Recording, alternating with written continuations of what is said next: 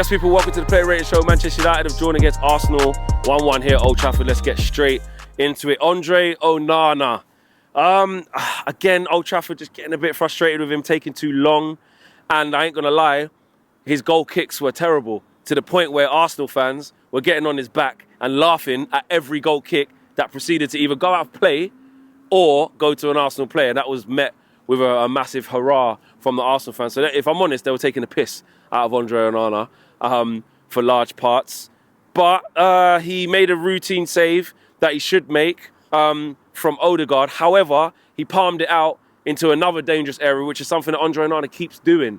He can make a save, but where is he pushing the ball to? And far too often he's pushing it back into the danger area. Now, on this occasion, Martinelli would have been offside had he have put away the rebound, but he still palmed the routine shot right back into the danger area. And his kicking, which is supposed to be the thing that is his biggest strength, the kicking, right?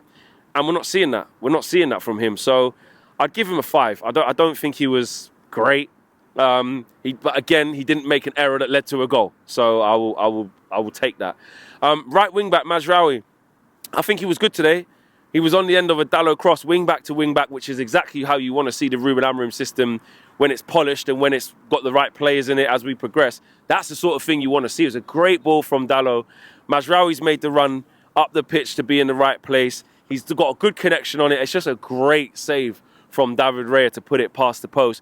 But I think that's one of Mazraoui's best performances. I think he was good in the tackle. Attacking-wise, he was linking up with Garnacho in that inside right channel. He was using the ball well. Trossard didn't really get past him as well. So I really liked Mazraoui today. I'm going to give him a solid 6. I thought he was very good today.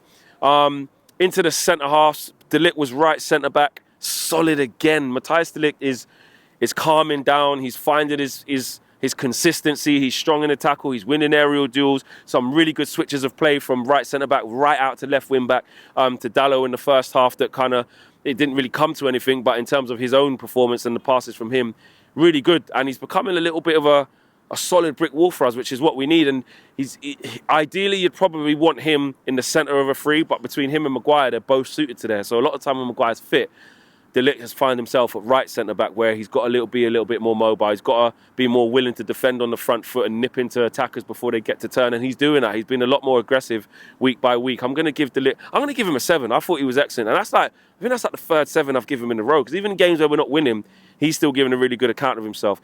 Victor Lindelof was in the centre of the three today. That was my biggest worry about today. We saw Lindelof when he came on against Fulham, I want to say. I think it was. Not good. He's leaving at the end of the season. He's on a lot of money. He's been out injured for most of the season. So we know there's no future in Victor Lindelof anymore. But I worried about how he would do in this type of game. But I understand why he had to play. And he gave a very good account of himself. I'm going to give him a solid 6. He played one bad pass into midfield that put us on the back foot and Arsenal went on a counter-attack. But other than that, he was aggressive. And I think the fact that Arsenal didn't have a striker or an orthodox striker, Mikel Merino wasn't going to cause too much trouble running in behind. He wasn't going to pin him and cause him big trouble. And he was able to take the ball down sort of like unaffected and unpressed to basically make his passes. So I liked Lindelof today. He was a 6. Lenny Yoro, I give him a 6 as well. Composed on the ball, moved the ball quite well. In the first half, we wasn't really an attacking force, but he did his job. He won his duels, had to come off injured. I think he picked up that injury quite early. I haven't seen anything after to see how bad it is. Hopefully it's not too bad. Hopefully it's a precautionary thing because of Thursday, but because we don't need any more injuries. But he did well. Give him a 6. And left wing back, Dalot. Look, going forward, I think we're always going to have those criticisms of Dalot today. We saw the good, bad and the ugly. Like there was a cross that he had that went miles wide over for a goal kick, but then like I said, that chance he lays on for Mazraoui is exactly what we want to see. It's basically the same as what we did in midweek against Sociedad. In one moment he should have crossed the ball to Højlund and chooses not to. In the next moment he pulls the ball back for Bruno and we get a chance out of it. It's that inconsistency. The game before he pulls the ball back for Bruno against Fulham to get us back into the game, but large parts of the game he's not doing right. So I'd give him a 6. I think he was all right today. This wasn't one of his... The KG special of that Dalot was a criminal today, this, that and the other. I didn't see that. And I was really worried about him against Ethan Nwaneri as well. And when he ran off the pitch. Yeah, he ran off the pitch after. That's what I'm saying. So a couple of little... But then the cross that he puts on a plate for Mazraoui could literally put 2-0. Do you know what I'm saying? And against Nwaneri for most of it, he did well. Nwaneri had an awful game, actually. Like, fair play, he's only 17, but he was dead today. He had to come off. So from that point of view, I think Dalot was all right. It could be a 5, but we had a decent performance today and we defended well. I'm going to give him a 6. Into midfield, Casemiro. Listen, you know the deficiencies in Casemiro's game. You know the legs ain't there. You know he's not the Casemiro of old. You know he's not the best on the ball. But if you make the game compact and make sure there's not big spaces for him to get exploited or make him have to cover big areas, he'll be fine. And that was exactly what he was today. He won the ball back a couple of times. He likes to pass the ball forward, to be fair to him. I'd give him a flat 6. I think he was... Actually, and I'll give him a 5. Yeah, I'll give him a 6. He didn't do anything wrong. I think he was just steady today and no big mistakes. Bruno Fernandes, excellent, 8. Time and time again, with Man United in 14th, 15th, 12th, 13th, all the shit we've been through this season, there's one guy who just keeps showing out. Even through the criticism from the legends, even through the division in the fan base of whether he's the problem or he's not, or this, that, and the other, he just makes himself available, always ready to lead, and most importantly, impact. It was a dead first half. Both teams, you know what I mean? Arsenal probably the more frustrated because they're the ones supposed to break us down. But from an attacking point of view, we wasn't doing much. Neither was Arsenal. Can you find something? Bruno Fernandes into the top corner, which wasn't right in the top corner. Ray was poorly positioned, but a really good free kick from him. So I would say Bruno Fernandes keeps doing what he does, and I don't understand why he's the main topic of discussion in a season like this when his numbers speak for themselves. Without Bruno's contributions this year, I know the GA thing, don't want to get wrapped up in it. Without them contributions that he's been doing, we'd be in the relegation zone. We would. He's got double figures goals and assists again. He's doing his output is the same as when we were second, as the same as when we're 15th/14th. So it shows that the player's consistent.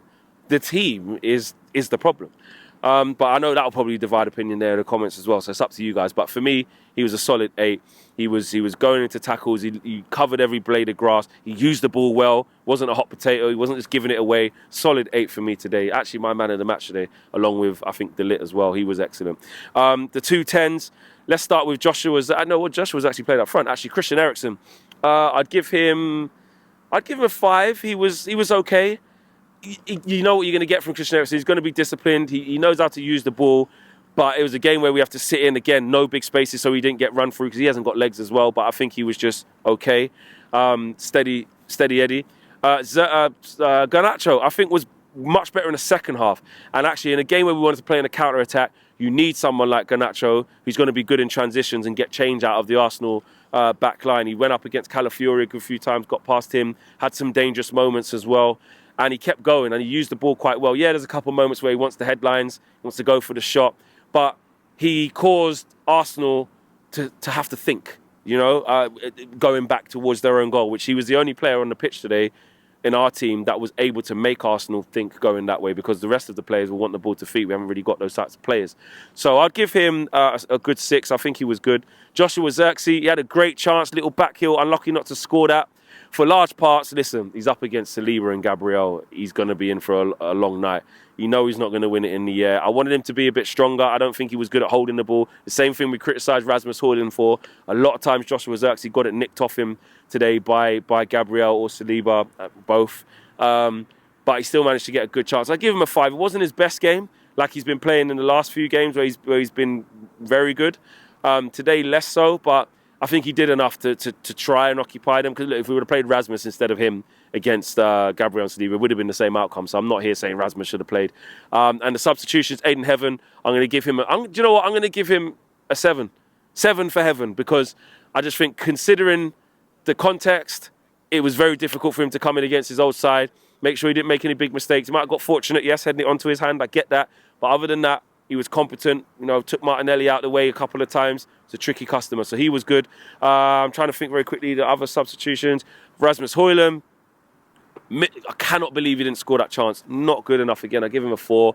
Just confidence is just too low. He allowed Declan Rice to get back in and get that tackle in. And who else came off the bench? I think that's it. Am I missing any other substitutes? Højlund. And Collier, Toby Collier. He actually calmed it down, actually. Thank you. He actually calmed it down. He's good physically. He's going to get about the pitch. I'll give him a solid 6. Hopefully his fitness is there now, because we're going to need him in this running. So that's my player ratings. Amorim, Amorim's going to get a 7 because I think he set the team up well to survive. We set the team up well to frustrate Arsenal, which worked. We limited them to, you know, that one big chance they had, which they scored, was a great strike from Rice. Other than that, we should have won the game. We had enough chances to. Player ratings done. I'm out.